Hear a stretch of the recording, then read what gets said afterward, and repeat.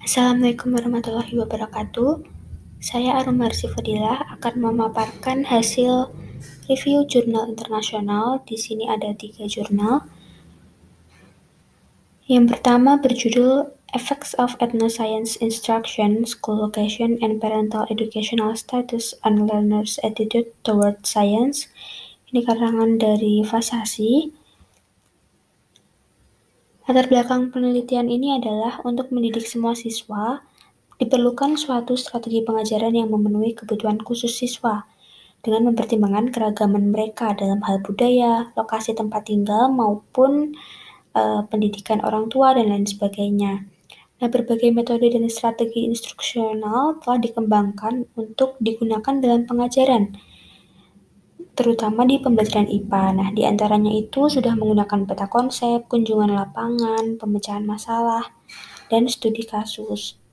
Namun, ada kalanya peserta didik itu berasal dari lingkungan yang tradisional, di mana aktivitas sehari-harinya masih secara substansial dipengaruhi oleh kepercayaan dan praktik budaya masyarakat.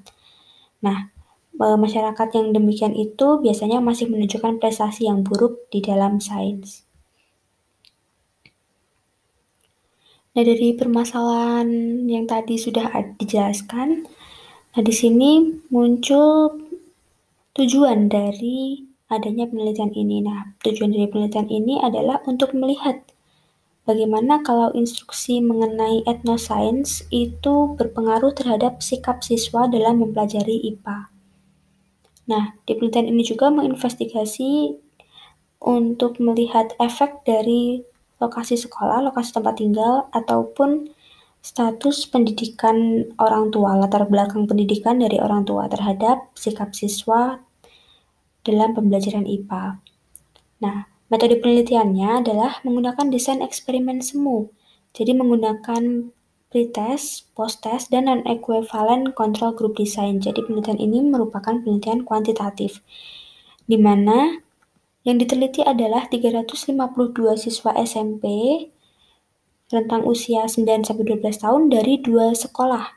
Jadi ada yang sekolah daerah perkotaan dan ada sekolah dari bagian pedesaan. Lokasinya adalah di barat daya Nigeria. Nah, kemudian data yang didapatkan dianalisis menggunakan analisis kovarian atau ANCOVA untuk menguji hipotesisnya.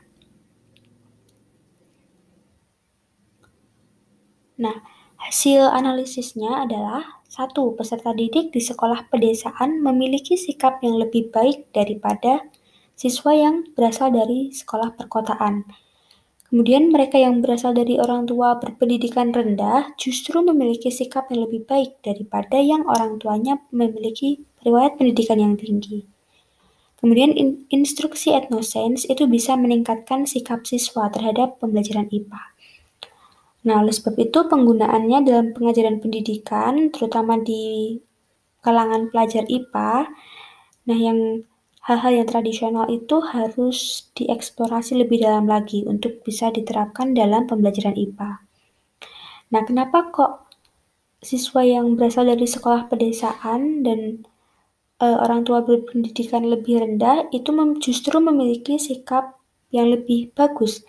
Ini bisa jadi karena orang tua yang berpendidikan rendah dan lingkungan mereka itu justru lebih dekat dengan budaya atau aspek-aspek budaya dan sejarah seperti itu, daripada yang berpendidikan baik yang sebagian besarnya justru tinggal di lingkungan yang berasal dari kelompok elit. Jadi yang lebih berasal dari pedesaan itu biasanya memiliki nilai-nilai kebudayaan yang lebih tinggi daripada yang berasal dari kelompok elit. Kemudian jurnal yang kedua berjudul The Effects of Cooperative Flipped Learning on Science Achievement and Motivation in High School Students. Ini jurnal dari Korea Selatan yang diciptakan oleh Kyung-gon Lee, Yong Eun-jeon, dan Hun Ki-hong.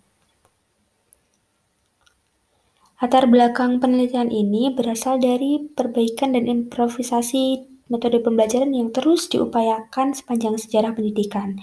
Nah, tujuan dari upaya tersebut itu tentunya untuk mewujudkan pembelajaran itu aktif pada siswanya. Nah, biasanya yang diterapkan selama ini adalah pembelajaran kooperatif, kemudian PBL atau pembelajaran berbasis masalah, dan bermain peran atau jigsaw seperti itu. Nah, namun sejak adanya perkembangan teknologi informasi, terutama sejak tahun 2010-an, itu mulai muncul yang namanya flipped learning atau FL. Nah, FL ini apa? FL ini bisa dilihat di gambar sebelah kanan. Itu merupakan metode pembelajaran yang terbalik. Biasanya kan di sekolah siswa diajarkan seluruh materi oleh guru.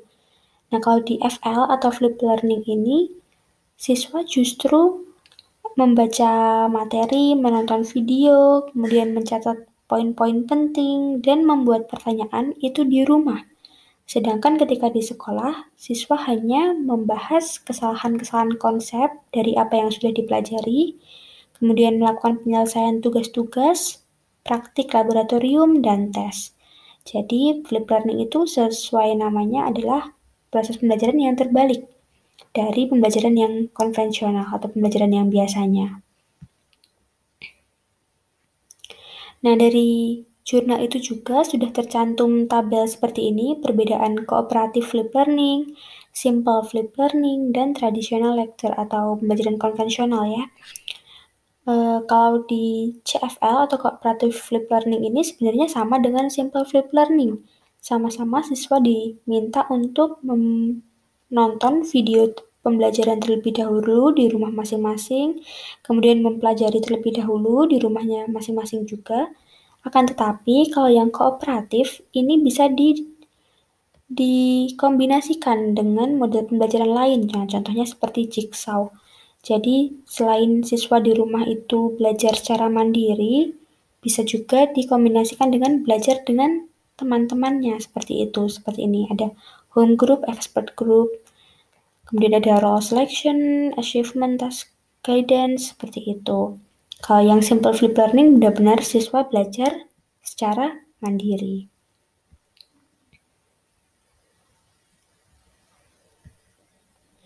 Nah, dari situ tadi muncul permasalahan dan metode penelitian. Nah, permasalahan atau rumusan masalahnya ada 3. Yang pertama, bagaimana cooperative flipped learning dapat mempengaruhi prestasi akademik sains siswa sekolah menengah. Kemudian yang kedua, bagaimana pengaruh cooperative flipped learning terhadap motivasi belajar sains siswa SMA. Dan yang ketiga adalah bagaimana dan mengapa efek cooperative flipped learning berbeda daripada efek yang simple flipped learning. Kemudian metode penelitiannya ini menggunakan mixed method atau metode campuran. Jadi dia peneliti menerapkan penelitian kuantitatif itu menggunakan pretest dan posttest dan menggunakan penelitian kualitatif juga itu menggunakan teknik wawancara. Nah, pertanyaan wawancara untuk yang penelitian kualitatifnya itu diantaranya ada 7 poin. Seperti ini yang bisa dilihat pada gambar. Nah, sedangkan hasil penelitian dari jurnal kedua ini adalah sebagai berikut, tertera pada tabel. Jadi di sini ada CFL atau Cooperative Flipped Learning, itu pretestnya menunjukkan 52,2. Sedangkan ketika posttest justru dia menurun di 35,27. Kebalikannya kalau SFL yang pertama 55, kemudian posttestnya 42. Dan yang TL atau pembelajaran konvensional, tradisional tadi, pretestnya 49 dan posttestnya 35. Nah, akan tetapi walaupun dari pretest dan posttestnya itu semua hasilnya adalah menurun, tapi kalau di motivasi belajarnya ternyata terjadi peningkatan yang cukup pesat dari yang ini, kooperatif flipped learning. Pretestnya 79,92 dan posttestnya adalah 89,08. Jadi bisa disimpulkan bahwa analisis kuantitatif kami mengkonfirmasi bahwa CFL, Cooperative Flipped Learning, berpengaruh secara positif terhadap motivasi belajar. Akan tetapi, berpengaruh secara negatif dalam mempengaruhi prestasi. Jadi dia hanya meningkatkan motivasi belajar tetapi tidak meningkatkan prestasi belajarnya. Nah, SFL menunjukkan hasil sebaliknya seperti yang tadi sudah saya jelaskan. Dan ya ini, jadi intinya CFL itu juga ada pro dan kontranya. Pro-nya tadi bisa meningkatkan motivasi belajar, tapi juga menimbulkan kontra, karena ternyata justru bisa menurunkan prestasi belajar atau hasil belajarnya. Nah, ini kenapa? Mungkin karena siswa tersebut kurang cocok dengan model pembelajaran CFL. Karena CFL ataupun SFL itu pasti semuanya tergantung pada kemampuan belajar siswa itu sendiri. Seperti itu. Dan jurnal terakhir adalah jurnal yang menurut saya paling simple. Di sini judulnya adalah Gender Parity in STEM Higher Education in India, a Trend Analysis. Ini karangan Nitya Amirtam dan Amardeep Kumar. Nah, di sini itu hanya meneliti mengenai ketidaksetaraan gender pada bidang tertentu. Nah, seperti ini di bidang STEM. Nah, ini ada di bagian introduction journal. Ini tertera bahwasannya di Science, Teknologi, Engineering, and Mathematics atau bisa disingkat dengan STEM itu terjadi kesenjangan gender. Jadi karena seiring bertambahnya waktu, seiring majunya zaman, itu tentu perempuan akan semakin mengenyam pendidikan yang lebih tinggi. Nah, begitu pula di India. Semakin banyak populasi perempuan, maka perempuan yang mengenyam pendidikan tinggi pun lebih banyak. Sehingga beberapa jurusan atau beberapa program begitu, kebanyakan yang mendominasi adalah perempuan. Nah, jadi di penelitian kali ini itu hanya ingin melihat apakah perempuan itu mendominasi di semua program yang berkaitan dengan STEM, seperti itu. Nah, permasalahannya ini, the present study aims to understand the trend in gender parity in STEM disciplines at various level of higher education in India. Nah, metode penelitiannya menggunakan GPI atau Gender Parity Index. Jadi di India itu ada GPI itu untuk melihat seberapa besar sih kesenjangan antara wanita dan pria atau melihat seberapa banyak wanita itu mendominasi di beberapa posisi gitu di beberapa tempat.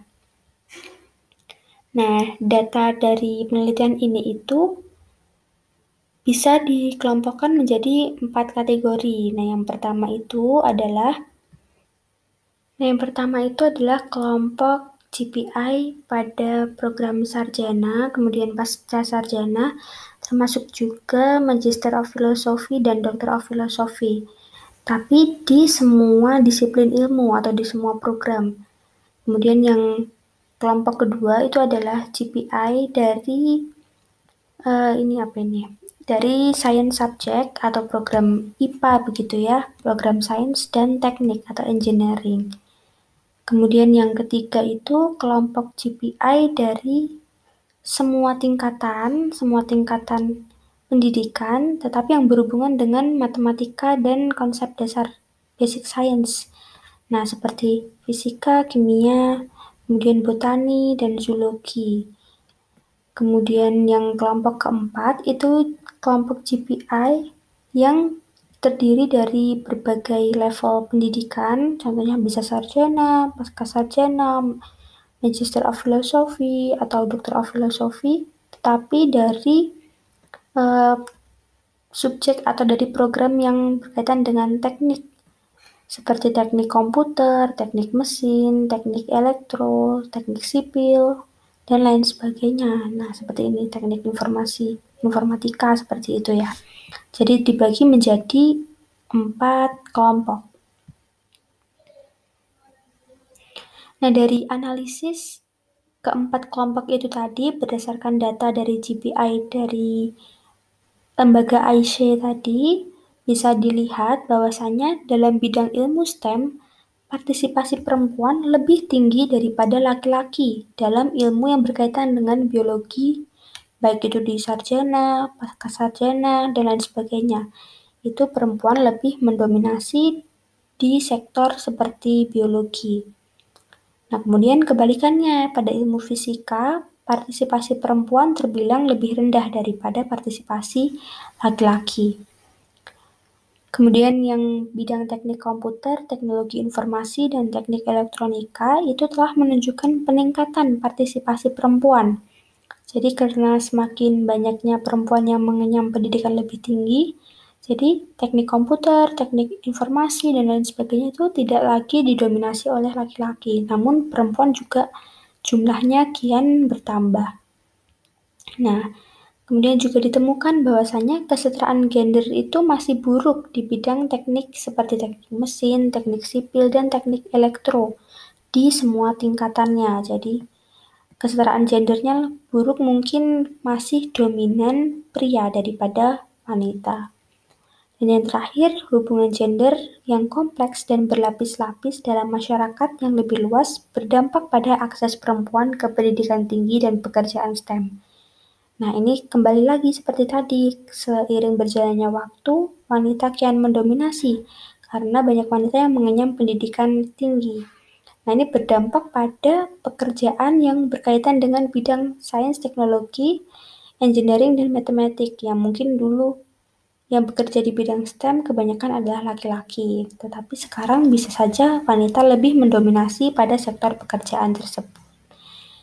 Nah, jadi demikian ketiga artikel internasional yang sudah saya analisis. Kurang lebihnya mohon maaf. Wassalamualaikum warahmatullahi wabarakatuh.